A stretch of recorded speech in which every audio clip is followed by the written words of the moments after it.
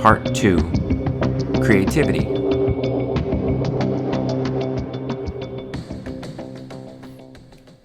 What Sergeant Kimura Ardales needed, not what she necessarily wanted or envisioned, but what she truly needed for her gang activity prevention unit, were tough guys. This was the San Gabriel Valley.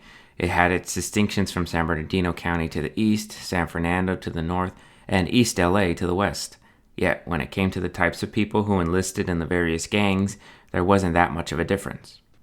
Gang members might have looked different, some with tattoos covering their necks all the way up to the backs of their skulls, others appearing almost like any other bratty high schooler ditching his afternoon classes. But every single one of them, and Ardales assumed this held true for parts all around the world, had the same trait forged into their personalities: fear. You won't find a member of Puro 626, Parque Trece, Cinco Muertos, or any other of the local operations that joined up because it was the most valiant path in front of them. At the same time, it almost makes you feel sorry, knowing that these kids hop into social circles filled with drugs, violence, and lots of forced contact with law enforcement for no other reason than they're more afraid of what would happen to them if they stayed neutral. If they didn't join a gang, another one might jump them, or they might get mistaken for a member of an enemy set and get killed for nothing. And on top of all that, they'd be poor and isolated as they waited for one of these packs to pick them clean. Ardales may have had a more liberal lenience when it came to gangs, but she was wise enough to understand that although these men and women were afraid, that didn't make them any less evil, and it definitely didn't make them any less dangerous. Anyone who has ever trapped an overtly nervous chihuahua into a corner knows just how vicious scared animals can turn when they recognize that it's their only option.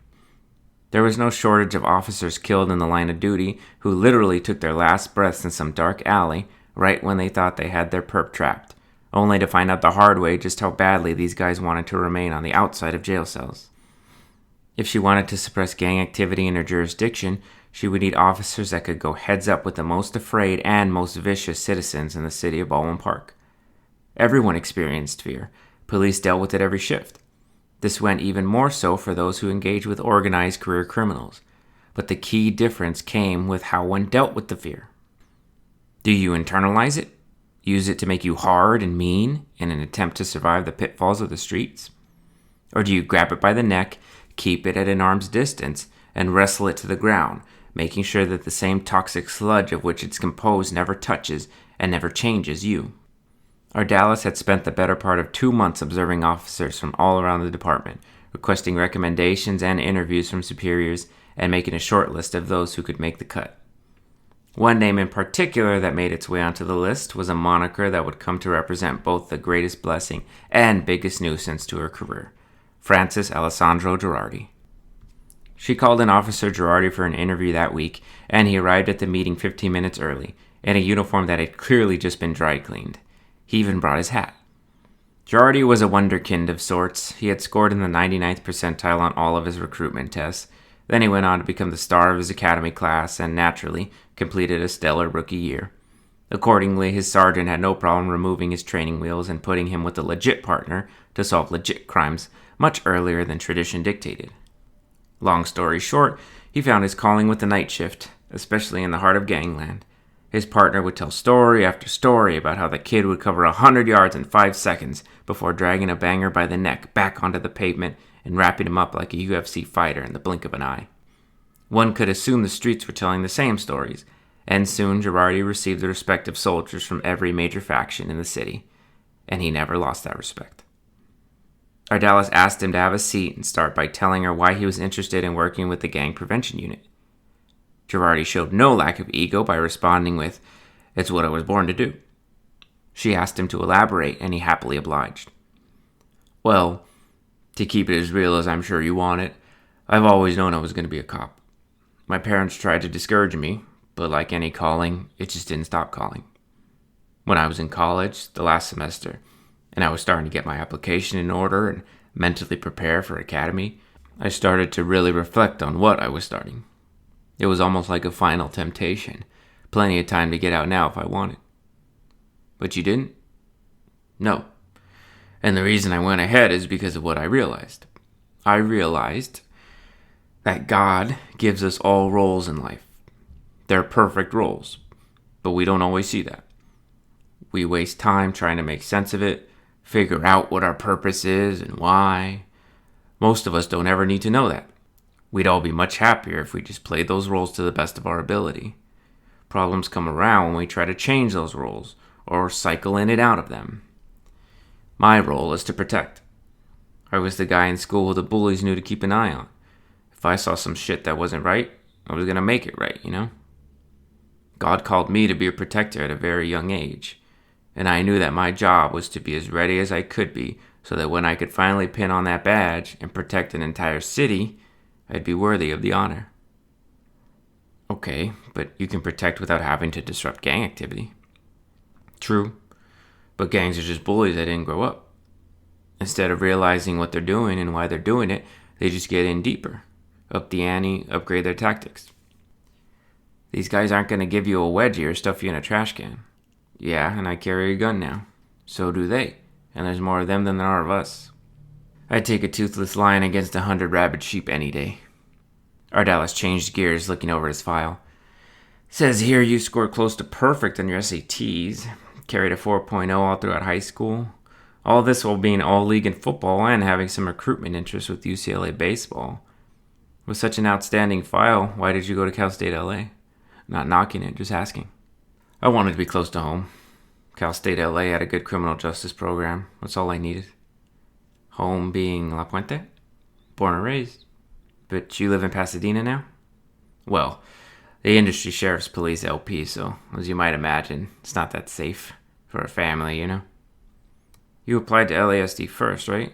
What happened there? Long story. With all due respect, I know you used to be LASD. I'm sure the fact that you got out speaks to your acumen as a police. To be honest, the county is horribly run. It's not just the police, and it's not all their fault. It's too big a jurisdiction. I grew up around the deputies, so that's the image I had in my head when I wanted to start my police work, but like a lot of things we idolize as kids, they don't look so nice once we get a real look at them. I pulled my application after I got the academy date for Baldwin Park. Pulled all my applications. Claremont, Covina, Irwindale, all of them. And the word is you picked BP because of the gangs. Everyone knew Azusa and Baldwin Park had the worst gang occupancy in the SGV. I wanted to change that. And now you'll get the chance? Girardi took zero hesitation in his response to Ardales' bait. That's what I was born to do.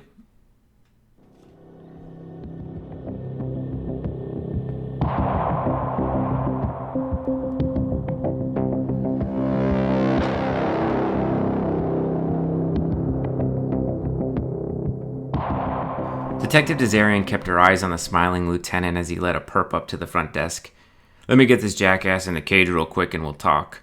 Word on the street is you've been looking for me, Girardi playfully added. Following him was Detective Naik, holding a cardboard box filled with what they would later discover was about $80,000 worth of party drugs, as well as an assortment of various paraphernalia. Naik placed the box down and asked Gabe to get it to the evidence log, which he was happy to do, being that the evidence lockers were far out of sight from this rather rude LASD detective. From behind pitch-black aviators, Naik met Dilly's eyes and offered a hand. She obliged and made her first official contact with the infamous GAP unit. How long have you been on the task force? Dilly wasted no time in beginning. Coming up on my 4th year now, Naik replied shortly. Dilly could ID right away that Naik was not going to say anything worthwhile, so she made her trademark shift to shop talk. Looks like a big score. Is he Puros? Yep, CI tipped us off. Tried to weasel in on a fellow Puros scene. Loyalty's the backbone with these guys, until you try to rip them off. Oh, I'm very familiar with the creatively defined honor among thieves. An awkward moment crept in until Naik mercifully excused himself to begin his report, leaving Dilly once more all alone at the front. One thing she recognized right away was just how organized the station was, at least the GAP unit. They even had the police aides trained like service dogs. Clearly there was a conspiracy here, even if that particular word was a bit extreme. Something was being coordinated, and there were protocols for how these officers went about their police work that figured to be outside of and in excess of departmental procedure. Though naturally suspicious by nature, most excellent detectives are, Dilly was only growing more unnerved. Girardi finally made his way back to the front of the station and asked Detective Desarian if she wanted to head to their office and get a look at where most of the nail-biting paperwork gets completed. Already growing rather weary of his inanity, she agreed and followed him into the office. The room was smaller than she had thought, and much neater as well. There were 2 large desks, one shared by Detectives McGill and Naik, the other shared by the last 2 members of the 5-person team, Detective Johansson and Officer Pendley. There was a table with 5 chairs surrounding it off to the side, right by a small flat-screen television, a mini fridge, and a toaster oven. Lockers and file cabinets lined the walls, and for the few spaces that were open, there were posters to occupy the gaps. These were seemingly random and expressive of the officer's interest. There was an old poster for the Hard Knocks docu-series that featured the Rams in 2016, a tin sign with an antiquated Smith & Wesson ad printed upon it, and a framed poster for the movie Den of Thieves, which Dilly naturally appreciated. Girardi politely introduced her to Detective Johansson, who stood up out of his chair to shake her hand. The lieutenant then informed her that Detective McGill was out working a robbery case, for which he brought the greenest member of the team, Officer Pendley, to help with the more tedious parts. He offered her a seat at the side table, which she declined, instead choosing to ask where he did his paperwork. Confused, he replied that he did it right here. Girardi claimed he wasn't an office guy, and although his team appreciated the more traditional desks, he found all he needed was a chair and a flat surface. Plus, the vast majority of his work was out in the field, usually in the dead of night, so he figured he'd save the department some budget ducats and just keep his tools simple. Dilly took a seat facing the other officers, and after denying an offer for a water bottle, she pulled out her notebook and pen. Girardi followed suit and let her know he was ready to answer anything she had for him. "Would you mind giving me a brief rundown of your job?" "I bully gang members," he replied quickly and with his $1,000,000 smile. "Okay," she replied, making her note. "But what exactly does a lieutenant in the Gang Activity Prevention Unit of the Baldwin Park Police do that's different from, say, LAPD, for example?" "Well, we actually get results, for one. I mean, it's kind of a lot of stuff. You're a cop, you know how the job goes. I do a lot of talking with perps, bangers, victims, normal people who don't want Glock-toting dickheads disrupting their way of life. Me and my officers respond to calls, make cases against the big players in the area, try to work with them as best as we can to keep the bodies from piling up." "What do you mean by work with them?" Girardi laughed. "A big part of my job is reaching out to the leaders and letting them know exactly who holds the cards in this game. Believe it or not, they need a lot of reminding." Dilly finished writing down a note and made a scene of uncocking her pen and closing her notebook. "Off the record, seriously, what do some of these tactics consist of?" "Off the record? We're all cops here." "Well, nothing out of the ordinary. For us cops, I mean, if I'm doing my job right, it's just talking. We don't want any wars in the streets, and if we come down too hard or too often than necessary, some of the more intellectually challenged of these captains might think it would be in their best interest to stir some shit up. That's it. That's really my job, stopping any bullshit from blowing into the city. Off the record, I'm not in the business of putting every criminal in a jail cell. I don't even care, really. I just keep it out of the city that pays me. It's as simple as that." "You don't care about impeding criminals that don't operate in your city?" "I mean, I care, but I'm not Superman. I work my ass off and put myself in the line of fire just to keep this city running right. These guys get roughed up, want to run with their tail between their legs to some shit like Monrovia or El Monte. That's the other department's problem. Just like you, some cop in Upland starts shaking down a meth dealer, you couldn't make a case against him even if you wanted to, right?" "I generally don't encounter cops who shake down drug dealers, but I get your point." "What do you encounter?" the big man asked in an attempt to shift the questioning. "I am not really supposed to talk about that with officers." "Well, I thought we were off the record." Having been properly outwitted in this little exercise, Dilly decided that there was no harm in giving him a slight look into her past work. Just a random example with no names, but one officer was accused of planting evidence, mostly crack cocaine. He would carry bags of it from evidence lockers and throw it in the back of a car when he pulled someone over. He did it more than a few times, rather successfully, but it eventually got back to us. It was actually a social media influencer that he tried it on, and he made a huge fuss about it. Got millions of views. That's when they called me in. I took a long look through his arrest records. I found the pattern, and then the case was made. It's usually the little inconsistencies like that trigger investigations. So what triggered you to come to us? Numbers too good to be true? With this, Johansson stifled a laugh behind them. Dilly remained cool and responded that she was not at liberty to say. She then added that sometimes she gets calls in just to observe the more creative units, like gangs, narcotics, and vice. Thankfully, there isn't enough hard corruption in the county for the detectives to only work those. Often they simply observe protocol and practices, and if there are any borderline wrongdoings, they're usually solved before anything becomes criminal.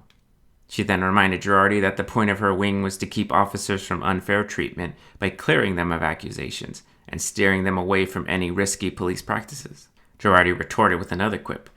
Guess you got to the guys in Newport too late then. Referencing a recent MAPD case wherein 3 patrolmen on Newport Beach PD had been charged with taking bribes in the form of underage prostitutes. In exchange for the company, they allegedly had turned a blind eye to the rampant human trafficking epidemic in the coastal town. That was until LASD organized a sting operation with the FBI and caught the officers red-handed in some rather morally questionable activities. Guess not, replied Dilly. Well, luckily we got you. So, if you catch us doing anything illegal, just let us know and we'll stop. Right, Joe? Girardi stood up and went to a file cabinet and pulled out a particular envelope that he then ran over to open in front of Dilly. See this guy right here? Streets call him Lago, short for Murcielago, Spanish for bat. I like to bust his balls and call him Lake instead. Anyway, he's a captain with the Treces, and I keep catching his little worker bees flashing pieces around the South Omani border. We're thinking the Treces are trying to expand a little, and they're sort of feeling things out, you know? Lieutenant, I need you to answer some more. You could call me G, or even Girardi, or Frank, whatever. I don't give a shit about rank.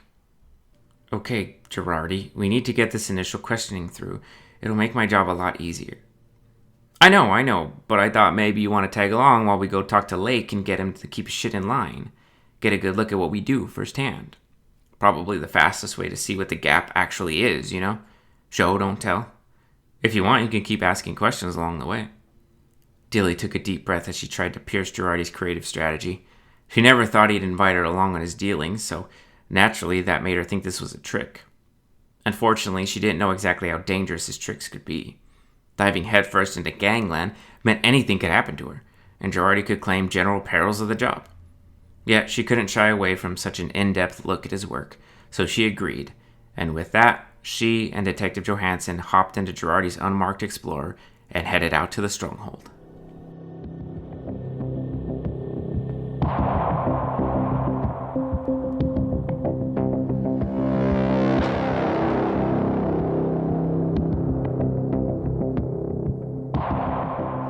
The quiet streets of daytime Baldwin Park whistled by as Dilly sat, perhaps a little ironically, alone in the back seat as 2 of the SGV's most successful gang detectives rode in front. They had already gone through the questioning of how one gets into the Municipal Authority Preservation Division, and Dilly told them as plain as she told everyone. It was the best pathway out of the jails. Like most deputies, they enlist in this line of work to police the county and naturally grow weary of the intro assignment of babysitting the jailbirds. Dilliana craved the streets. She wanted to go on foot pursuits, wrestle perps to the ground, and eventually work on the investigative teams to build cases and put away the big guys in the county's criminal underworld.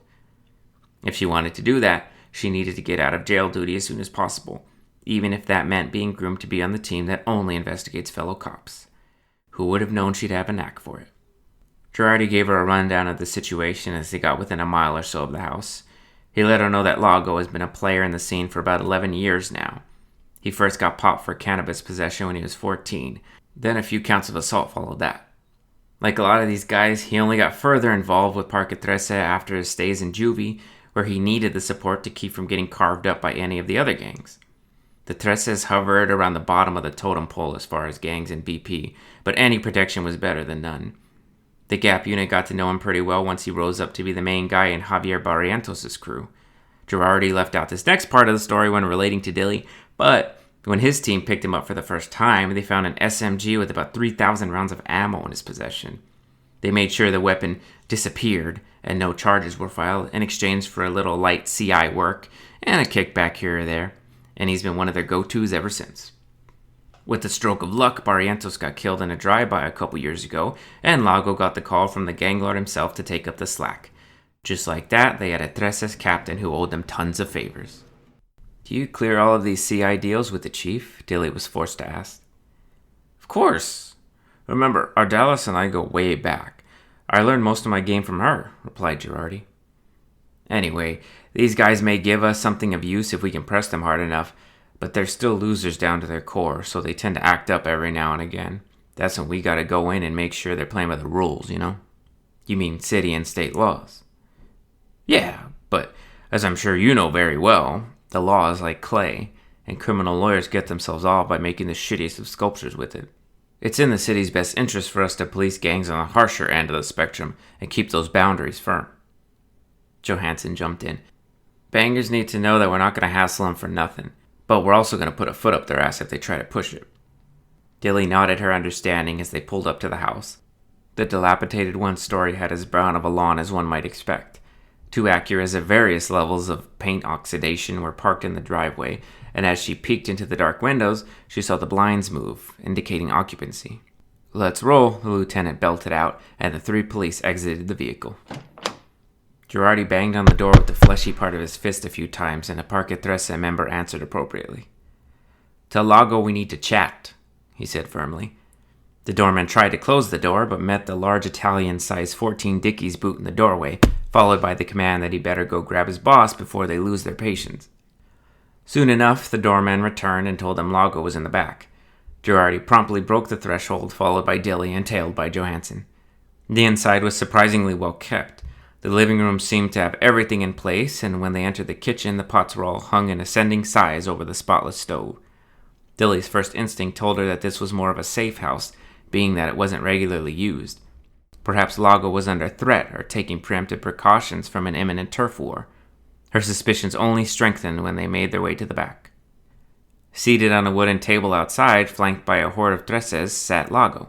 The stocky man looked like he should have been in remedial algebra class right now, although his tattoos, one of which was a ghastly bat with its wings spread wide across his chest, gave the impression of someone much older, or at least she hoped. The table was littered with Modelo bottles and smashed Coke cans, as well as stacks of styrofoam containers that still carried a lingering smell of al pastor. Lago rose at the sight of Girardi, but his eyes lingered on the new and exceptionally enticing face. Big G, what's good, man? The two dapped up a little too friendly for her liking, and far too chummy as she had ever seen a gang leader with a police supervisor. Living grande as always, Girardi responded, as he and Johansson grabbed a seat. Lago gave a nod to the other familiar BP detective, and then looked right back at Girardi for an explanation as to why he brought this new face to his secret safe house. Oh yeah, this is Detective Desarian from the Sheriff's. She was rolling through BP, and I told her I'd let her ride with us today. Lago nodded as he grabbed his seat and went right into asking what exactly he could do for the good men and women of law enforcement. We've been hearing about some of your boys traveling south for the winter, began Girardi. Bird's been chirping that they've seen some steel around Mountain View School District, added Johansson. Girardi continued. I was under the impression your friends were more than comfortable north of Valley.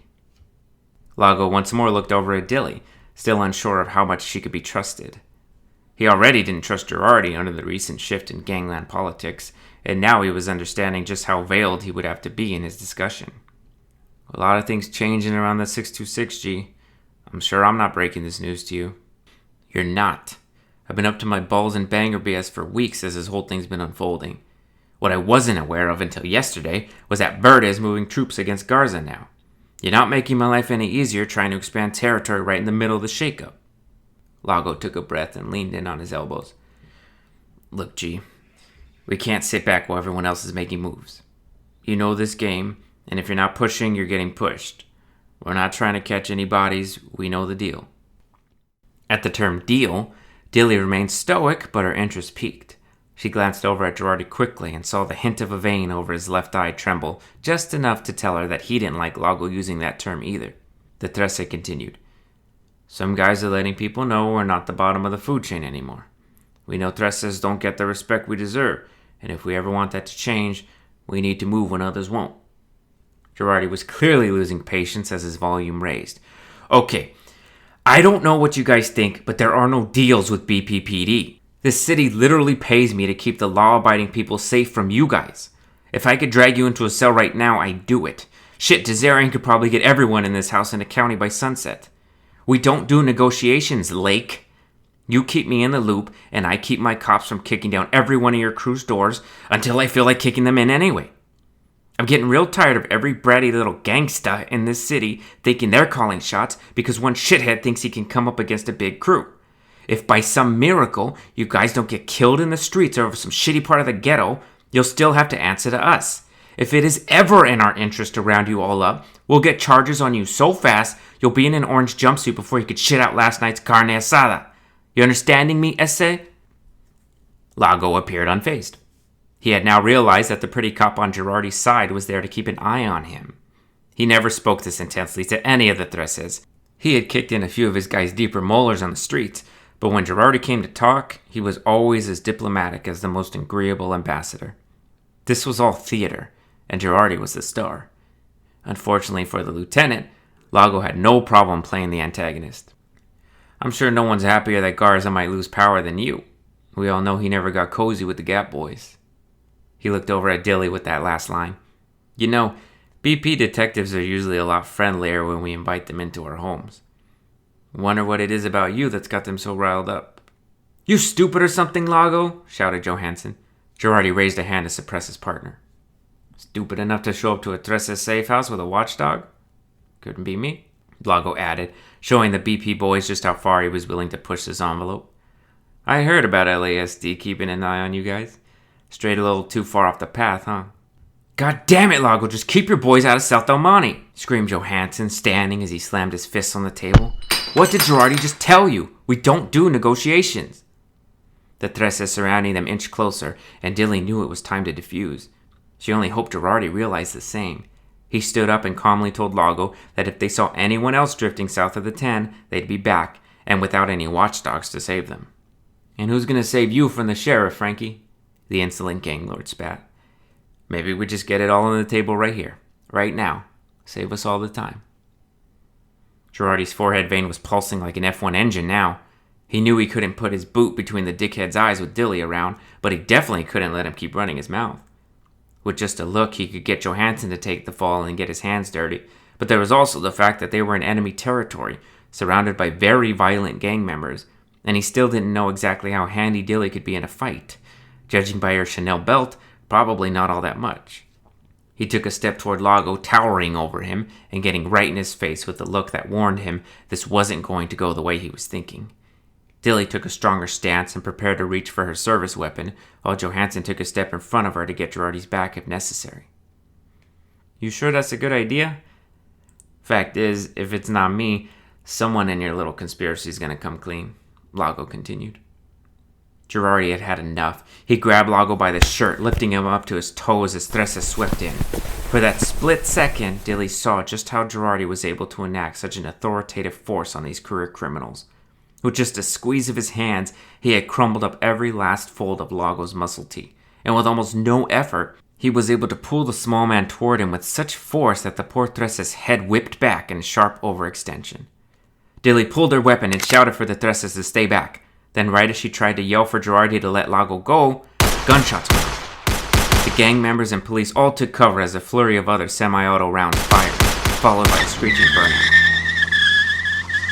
Noting their poor radio habits, Dilly got on hers and reported the shots, thereby inviting an imminent invasion of deputies to which no one other than Dilly wanted. She then tactically made her way through the house and to the front, where she saw the Treces standing guard, pistols out. Dilly commanded them to drop their weapons, and once noting that the threat had passed, made her way to the sidewalk where a group had congregated. Once more she shouted for everyone to put their hands in the air and wrap them around the back of their heads. The group obeyed and began backing away from the object of interest. As Dilly came around to get a look herself, Girardi, Johansson, and Lago emerged from the front door. Johansson ran to radio his troops as Girardi approached Dilly. Looking down at the ground, they both saw the victim, a Trece with 3 holes right through his left pectoral and 1 in his neck. The poor kid couldn't have been more than 16. He was clutching at his wounds in vain, crying and praying his act of contrition in Spanish between spurts of heavy breathing. Dilly crouched down to try to dress any wound she could, but it became very clear that there was nothing she could do. She grabbed his hand and told him to just hold on for the ambulance.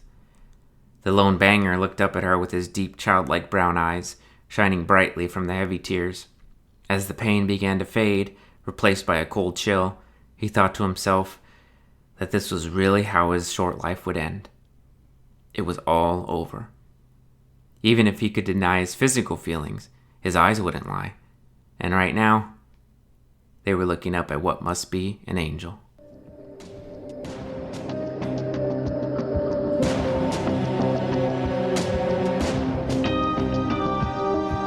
That was Creativity, the second part of the Bad Boys of Baldwin Park PD. Hope you're enjoying it. Obviously, intensity is going up. Like Girardi said, upping the ante. Starting to see some blood flow, some bodies drop. Gangland is getting real.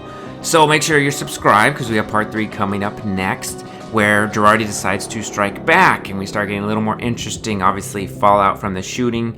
Dilly has to intensify. The corruption charges are showing themselves more and more blatantly. So make sure you're subscribed. You're going to want to see what happens. Huge twist coming. The entire plot is going to turn on its head. You're not going to want to miss it. Apple, Spotify, YouTube, everywhere you can find podcasts. Please continue to share, post on social media. Thank you so much for listening. Be back next week.